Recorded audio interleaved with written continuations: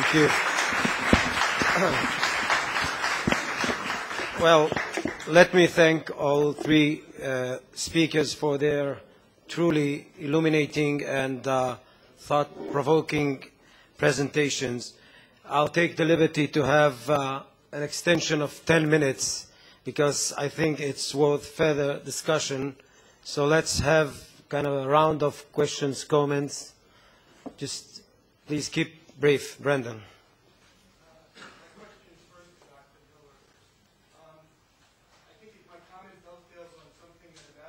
Mentioned, which is the timeline and a question of pressure. You explicitly mentioned the period between 2003 and I think you said 2005, 2006 with respect to Iran's compliance with the IAEA demands. And that's been raised in several academic publications. And one of the things that's often not raised in parallel is the situation in Iraq, which in the summer of 2005 got severely worse. And it was around that time period that the Iranian position changed. So as the U.S. position in Iraq worsens, it seemed to me that the Iranian confidence with respect to its dealings with the IAEA and Europe changed. And so when you assess the effectiveness of U.S. policy, specifically with the issue of with respect to the issue of pressure, I think it behooves us to look at what was going on in various other places of the region and not just focus on the issue of nuclear diplomacy. I had one other question, and my question was to Ambassador Levy. If we're going to deal with a hypothetical, and I've heard your points loud and clear, I just wanted to raise the issue of whether there were any potential intelligence benefits from coming to some kind of agreement with Iran, hypothetically, in terms of transparency and opaqueness in their program. If there was an international controls over the uranium enrichment process, would there be any potential parallel intelligence benefits in terms of understanding the scope and nature of the program a little bit more precisely than what we know today? Okay. Please. Ambassador Levy, I'm not sure I heard you correctly. Did you say that Israel has to be part of a U.S.-Iran arrangement? If I didn't hear you say that correctly, could you elucidate on that? In what way Israel could be part of such an arrangement? Okay, Emmy, please. Yeah, my question relates to that as well. It's for all of the speakers. I read the article that Ambassador Levy referred to about has Obama's policy already failed. And one of the things that they did discuss in that article was the linkage between Iran and the Israeli-Palestinian conflict. And that this is a big reason why it failed, because Obama is so focused on, okay, we have to do Israel-Palestine, and that leads us to Iran. But you also raised the point that I think, as Galia said, that Israel does have to be involved in this process. So I ask how it has to be involved, what the order is, and how this might work. Okay, before responding, please let me follow up on Galia's and Annie's with kind of a broad and general question. Maybe Ephraim, you could take it. I think that while I really like the guy, Obama, and I think that you all do like him, but, while thinking of that, this program is so well organized, so well thought out. It's kind of a new Middle East in the making, from the eastern flank of the Mediterranean to Pakistan, Afghanistan, AfPak, as you said, Steve. And what I'm afraid is that, and history tells you, in the Middle East, when somebody is coming up with high expectations, with that kind of grand design, it always being ended up in kind of a fiasco. And if I'm looking at what the Arabs do feel nowadays, I would definitely say that there is kind of a, not less than a growing fear and anxiety. And the question which is being asked in the Arab press is who is going to pay the price for this rapprochement between the United States and Iran. And I do think that what Obama should think, and maybe this is why I think he should be less pretentious, he is going to leave behind a very frustrated Middle East, not only Israel.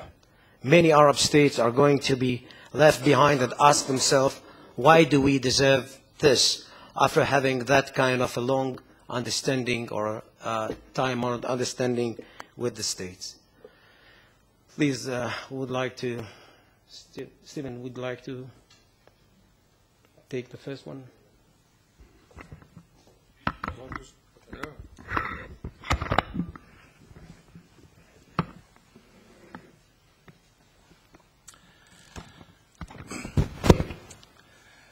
With respect to the Iraq point, I agree basically with the spirit of your question. In context, Iran fought Saddam for 8 years to a bitter stalemate, and we took the guy out in 3 weeks. And that definitely got their attention, and there was a window in which I think we had some leverage. And in that window, the Iranians actually made this so-called grand bargain offer, May 2003. And I think, I don't see how you can look at that period and say that Iran's fears that they might be next didn't play a role in producing a consensus in Tehran behind that offer.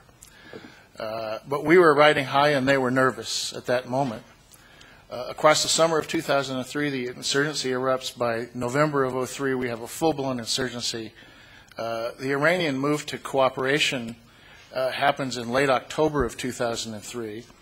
And by this time, America's in trouble in Iraq. And it's less pressure at that point. And we're hugely distracted, furthermore. So it was in December of 2003, after the famous November 2003 incident that marks the full-blown eruption of insurgency in Iraq, when the Iranians signed the additional protocol and agree that they will allow it to be implemented immediately.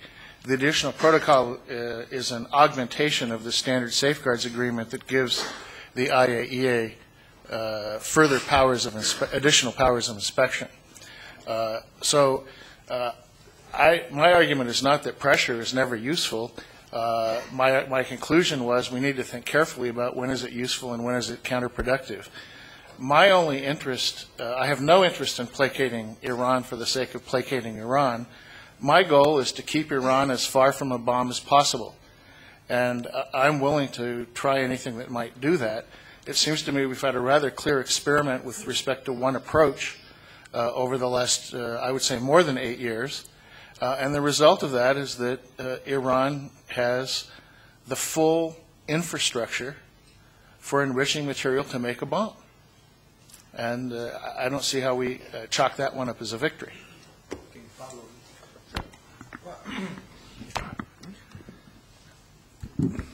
A many question has been said. How Israel can be part of the equation of any agreement? I think Israel can be part of the equation of any agreement if the security concerns of Israel are taken into consideration. Then, the question is that, where do you stop? Are you taking into consideration the security needs of the people from Gaza, from Palestine? Where do you stop in this? The point I was trying to make is that if you want to have a security arrangement in the area which is different, then you need to have a comprehensive settling of the different things, the different problems, the different groups.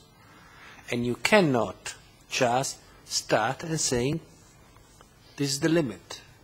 Below you don't count, above you count. Ephraim, you have been, of course, made a very interesting speech and very successful in the sense that you reminded that the sword of Israel is very strong.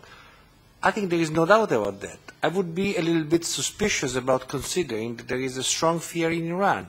What happens if it is not the case? War generally happens when there is a difference of perception. When people believe that I am strong enough and you will not dare to do anything else, and the other guys, no, I do dare. I think the point is that misunderstanding, misperception, wrong computations, wrong calculation, exaggeration of the capability of one side or the opposite side are generally the source of troubles. So in order to play safe, it's much better to say, let's get agreements. I think that you were mentioning the Gaza war of January. I don't know what is the perception here. The perception outside here, for what I have seen it, is that there's been a disaster. Has been a real disaster where people have been killed, when the situation did not improve a bit, where tension is still high. I think that a different perspective would say, well, we have to solve the problem. If you want, forget about the past. True. But then let's solve the problem. Let's get a different situation in which people are not forced to stay in a prison of 2 kilometers wide for 10 kilometers, 2 times 10 kilometers. And maybe things will be better. It's not easy. The point is that after that, Iran approach has been different. I mean, after the Gaza episode, I talk with Iranians constantly. It's not that I am projecting my impression to them. The perception is different. They're willing to consider Israel as a part of the, has been lower a little bit. Things can be redressed. I am optimist. I believe that peace ultimately will win. But one has to be very careful, very, very careful, not to assume that people will be just, or countries will be just simply scared away. This may not happen. And it's better to be safe.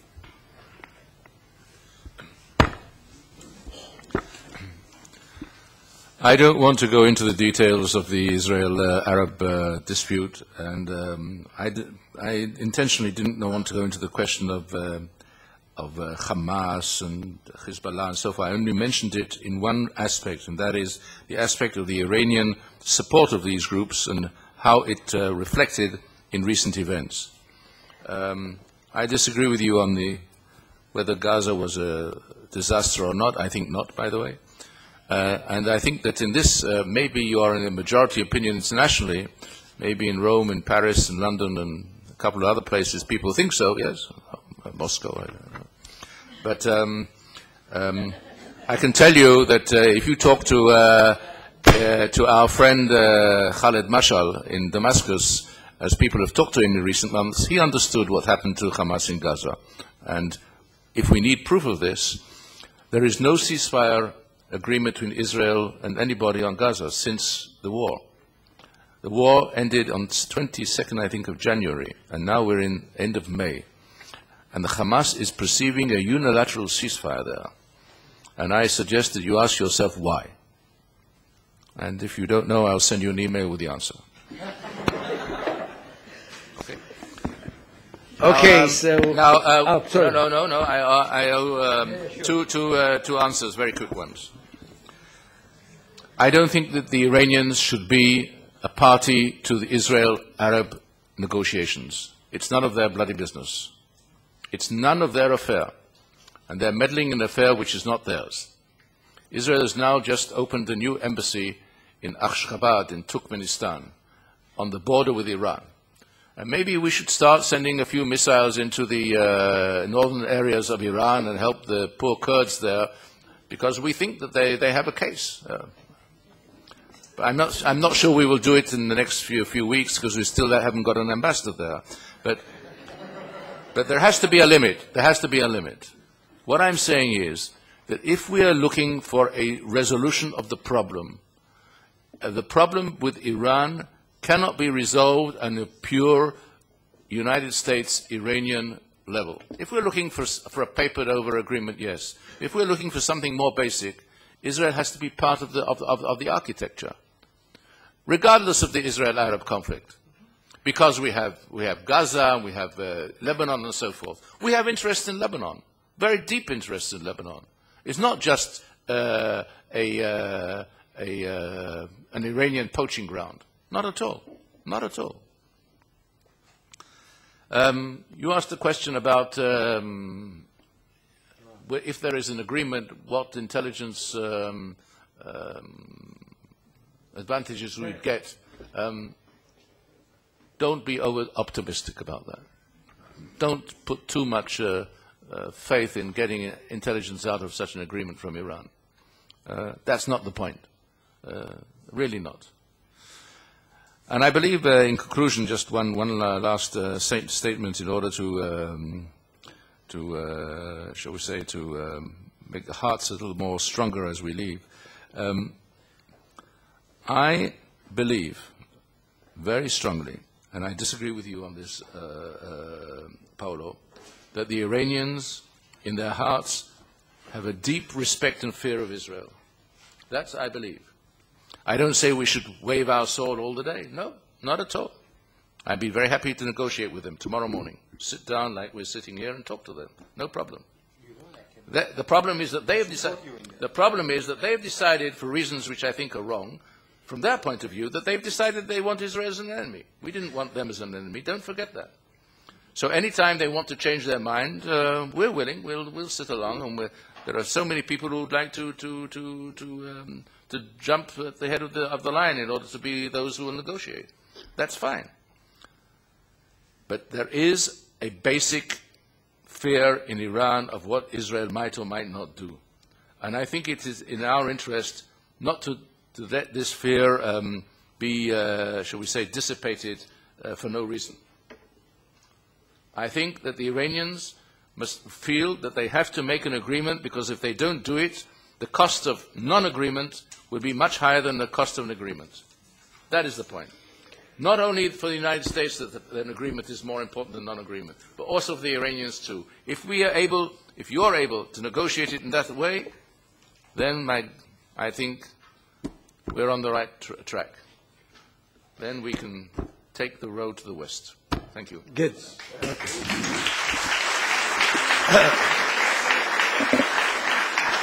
Let me thank again the presenters. We shall reconvene in 25-minute time. No. Okay, no break. So if you would like to have coffee, do that, but we are going on. Thank you. Sure.